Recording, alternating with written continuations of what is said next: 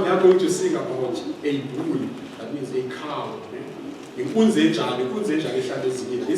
bull is very, very powerful to other bulls. And when it meets other bulls, they just kill it and use their horns. So they are going to give you the imagination of how that bull is killing other bulls.